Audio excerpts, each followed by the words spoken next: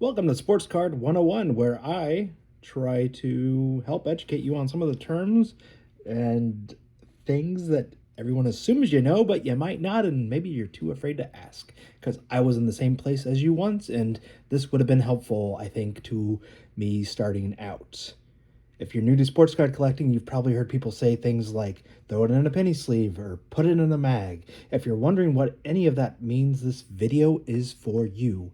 One thing you'll learn quickly in the hobby is that collectors love shorthand. So let's get through the four most common card holders you'll hear about.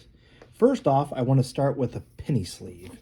You'll see these. They used to be about a penny, or you can buy them in bulk for about a penny.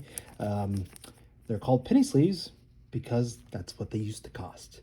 And this is what they're referring to, thin plastic card holder. Rule number one is if a card is worth keeping, it goes in a penny sleeve first. So I'm going to do that right here with my trusty Dennis Rodman. Next you'll hear about is the top loader. A top loader is a rigid plastic holder that keeps your card from bending or getting damaged. The opening is at the top, which is where the name comes from. Here's a tip, however.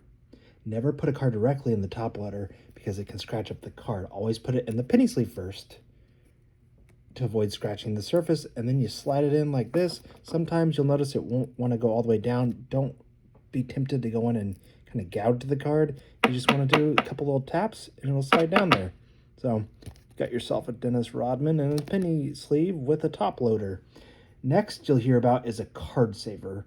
A card saver is a semi-rigid, so it's not quite as thick and durable as the top loader, but it is more rigid than a penny sleeve. But same concept. You just put your card in the top here. A lot of times you'll use these when you ship a card to be graded, so it can bend a little bit, but it doesn't damage the card, and you'll see it's got a little more space. So it's just a good idea when shipping cards, like if you want to send something in to be graded, you'll want to use something like this. And finally, what I'm going to talk about is a mag or a one-touch.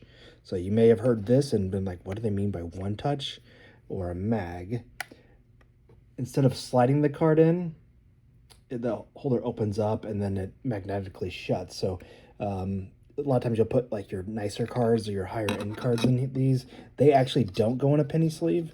What you're doing is you'll just put the card in like so, and you'll have some notches there to hold the card into place, and then it goes like this. So then same thing, it looks a little nicer. You can get little, sometimes you can get little stands to set it in, like if you want to keep it on a desk or something for display. But you'll see it's just a little bit nicer looking.